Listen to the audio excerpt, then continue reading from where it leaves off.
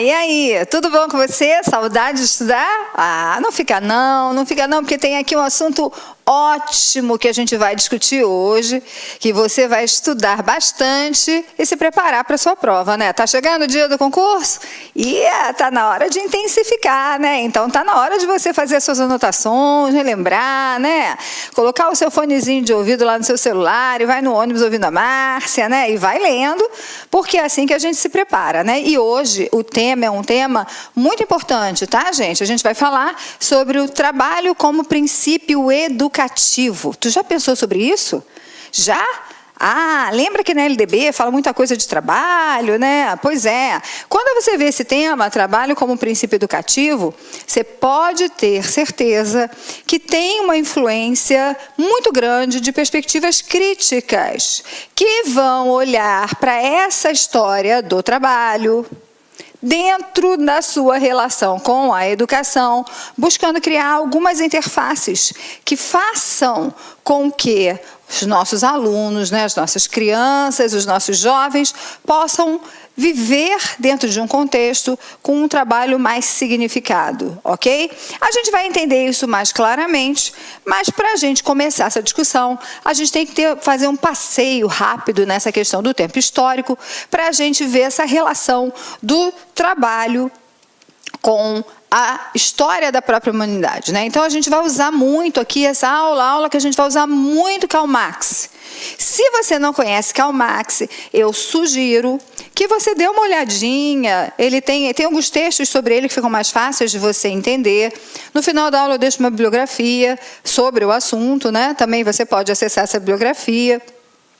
Mas é sempre importante que você conheça. Tem um livrinho dele, aquele Manifesto Comunista, do Karl Marx, que você deveria ler para você conhecer. Não estou dizendo com isso que você tem que gostar, não. Estou dizendo que você tem que conhecer. Porque até para tu criticar, você tem que saber. Senão, a tua crítica é vazia, né? Então, a gente vai conhecer um pouquinho deste pensamento marxista em relação ao trabalho, porque ele está muito relacionado com a aula de hoje. Se a gente for olhar essa questão do tempo histórico e for voltar lá para a história do trabalho, lá nas sociedades primitivas, então a gente vai entender que esse trabalho, essa ação, ela era sempre uma ação solidária e uma ação coletiva. Se a gente quiser fazer um paralelo para uma sociedade, por exemplo, para os índios, se a gente for lá para o Alto Xingu e pegar o trabalho lá das pessoas da tribo, você vai ver essa mesma questão solidária e coletiva, uma característica dessa ação, né? Então, a produção, aquilo que era a produção do trabalho, era de todo mundo, né? Então era apropriada por todos.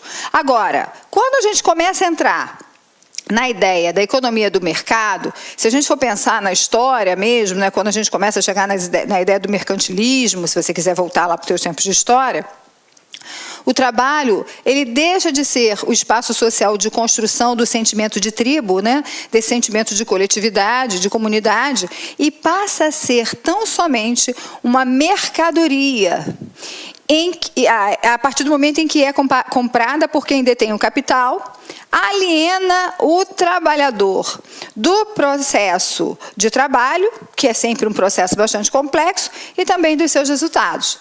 Então, esta mudança, essa transformação na perspectiva do trabalho está muito relacionada com a mudança da perspectiva da vida em sociedade.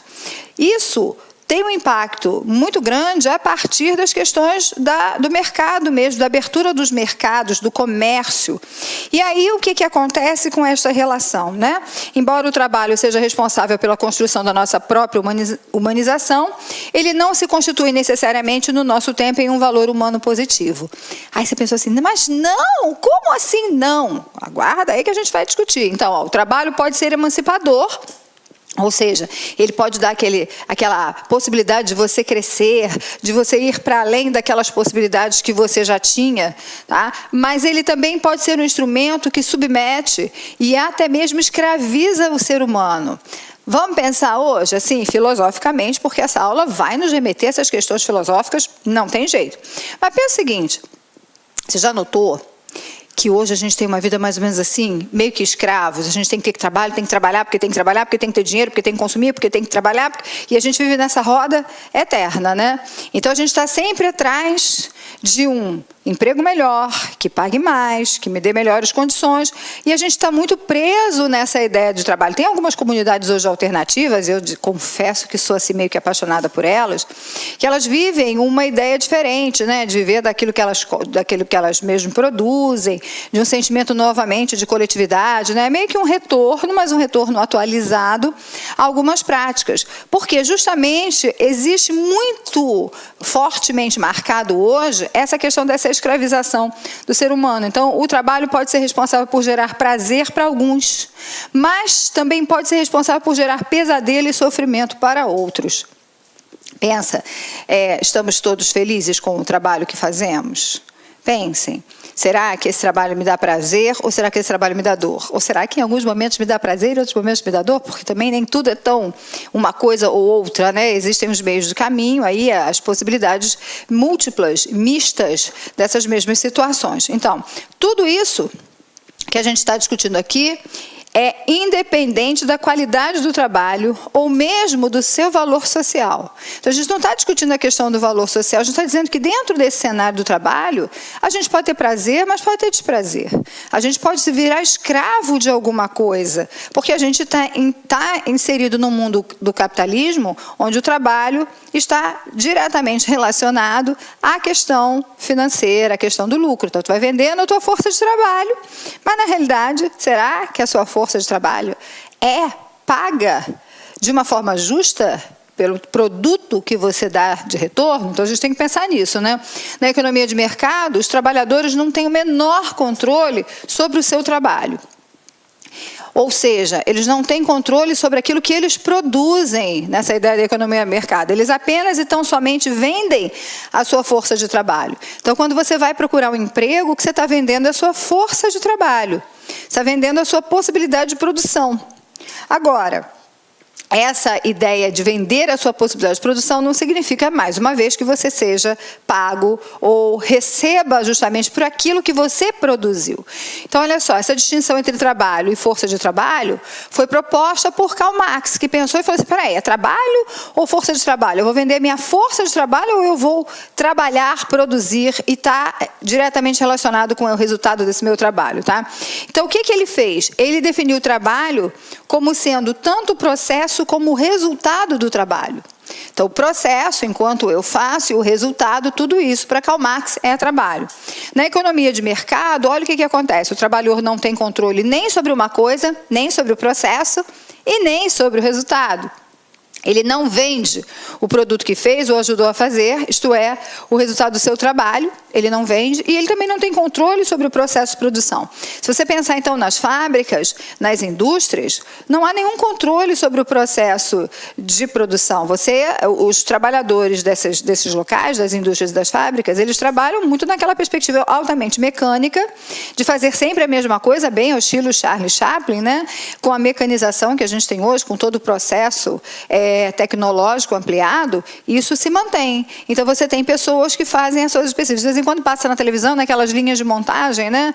Separando alguma coisa, ou produção, que é horrível, nojento, aquele negócio de produção de carne, vocês sabem que eu não como carne, né? Então, essas questões assim, mas eu vejo na televisão, infelizmente, né? E aí um faz isso, outro faz aquilo, e vai passando naquelas esteiras. Então, qual é a possibilidade que a pessoa tem de intervir naquele processo? Nenhuma. E qual é a possibilidade que ela tem de intervir no resultado, na venda final, nos lucros da venda? Nenhuma da mesma forma. Isso é a crítica que Karl Marx vem fazendo. Então, ao comprar a força de trabalho, pensa lá, o patrão está lá, o dono da empresa comprou aquela força de trabalho, aquele que detém o capital utiliza essa força de trabalho de acordo com os seus interesses para produzir bens com valor de mercado. Então, ele vai produzir os bens que ele quer, vai usar o valor do mercado. O trabalhador pode dispor apenas do seu potencial de tempo. Vendendo o seu tempo, o trabalhador abre mão de exercer qualquer possibilidade de controle ou de intervenção nas complexas relações que se estabelecem entre o indivíduo e o mundo no processo de trabalho. Então, na realidade, você vende seu tempo, tanto que hoje a gente sabe que os trabalhos estão sempre associados a uma carga horária. Então, você tem uma carga horária de trabalho. Lógico que esse tema e essas relações, elas ficam muito mais complexas quando a gente relaciona, por exemplo, com as questões atuais da reforma trabalhista, que trouxeram o trabalho quase um retorno a uma ideia de pura escravidão mesmo, de vender a sua força de trabalho. Hoje você ouve trabalho intermitente, ou seja, o trabalhador já não tem mais quase garantias, né? Ele não tem nenhum vínculo. O empregador pode chamar para trabalhar um dia nesse mês, 2 dias no mês seguinte, e assim por diante.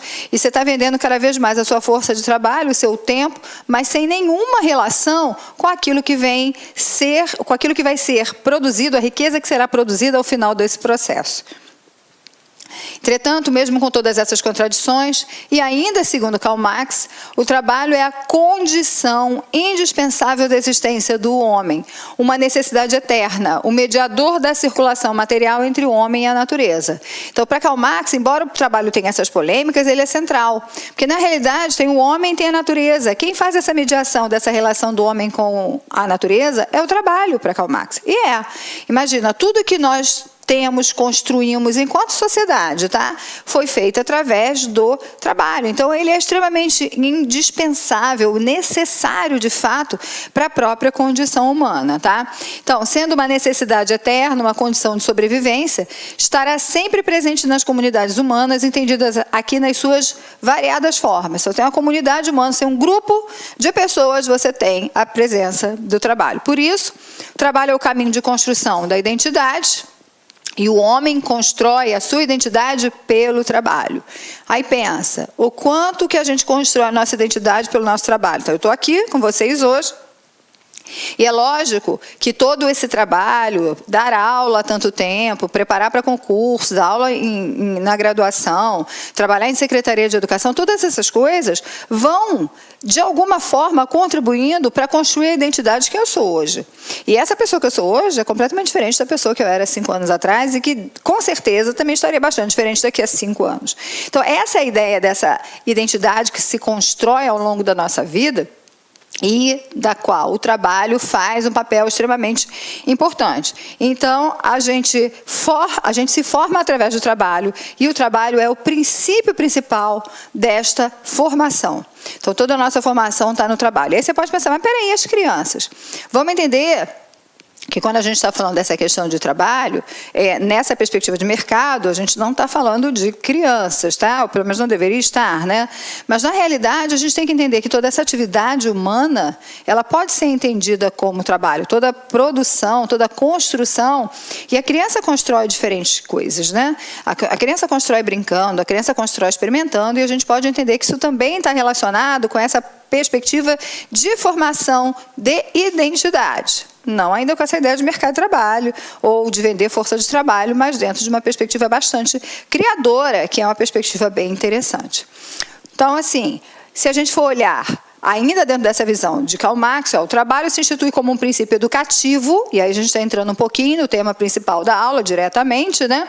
Considerando-se a educação em sua dupla dimensão. Então, por que é princípio educativo? A educação tem essa dimensão de adaptação e também de emancipação. A adaptação, a gente tem uma sociedade, espera-se que esse indivíduo viva na sociedade, entendendo as suas regras, né? E da mesma forma, emancipação, para que ele possa ampliar os seus potenciais. Por ser uma praxis é uma prática consciente, tá? Que está fundamentada em alguma ideia filosófica inicial. Então, por ser uma praxis que comporta como um de seus fundamentos uma integração entre ciência, cultura e trabalho. Ciência, cultura e trabalho. O trabalho faz parte da cultura humana e o trabalho cria também novas culturas. E a ciência dá suporte a todas essas coisas. Então, ciência, cultura e trabalho estão o tempo inteiro interligados. A segunda perspectiva é que o trabalho, ao se instituir como trabalho alienado, é aquele trabalho em que o sujeito não pensa, ele levanta todo dia, acorda feito zumbi, pega o ônibus, o trem ou o metrô, seja lá o que, lotado, vai todo amassado, aí corre para o trabalho. Chegou 5 minutos atrasado porque teve algum acidente, o patrão olha de cara feia, e aí trabalha lá naquela coisa, come correndo, volta. Todas essas questões é o que a gente está falando de trabalho alienado, ou seja, sem uma reflexão, sem uma preocupação para além das posturas que são exigidas dele pelo próprio empregador. Então, ele reforça o sentido de adaptação e ele impõe limites à dimensão emancipatória da educação. Então, se a gente fala só do trabalho alienado, a gente está falando de uma adaptação. Se a gente for pensar nisso, Muitas vezes a gente usa para os alunos na escola de ensino fundamental a seguinte expressão: olha, filho, você tem que fazer isso, porque esse é o seu trabalho. Porque se você chegar atrasado aqui, o que vai ser de você quando você estiver trabalhando e chegar atrasado? O seu patrão vai mandar você embora, parará, parará, discursos desse tipo, né? Esses discursos são discursos que estão muito associados a essa ideia desse trabalho alienado. E são discursos que a gente faz corriqueiramente e muitas vezes não para pensar no significado que está embutido nessas palavras, ok? E com isso a gente vai realmente criando limites a essa dimensão emancipatória, essa dimensão que vai entender o trabalho como um processo de identidade, como própria formação humana. Se a gente for conversar, então, sobre o trabalho na formação do ser social, a gente entende... Olá, meus amigos, minhas amigas, quero pedir licença para convidar vocês a fazer o nosso super curso online para a Secretaria de Estado de Educação de Minas Gerais 2018. Nós aqui do Lá Concurso, nós preparamos um super curso para vocês, um curso muito competitivo que eu tenho certeza que você não vai se arrepender. São para 2 cargos, um para o cargo de especialista de educação, educação básica, um curso completo que custa apenas 10 parcelinhas de R$30, e outro curso para professor que atende 100% dos conhecimentos gerais, que são investimento de 10 parcelas aí de R$25. Bacana? Espero vocês, quero que vocês continuem assistindo essa videoaula lá no nosso site. Ah, detalhe, você quer aí esse material de apoio do professor? Vai aqui embaixo, clique aqui embaixo, que você pode fazer o download gratuitamente. Bacana, meus amigos? Fiquem com Deus, um forte abraço, espero vocês. Fui, tchau. Clique lá.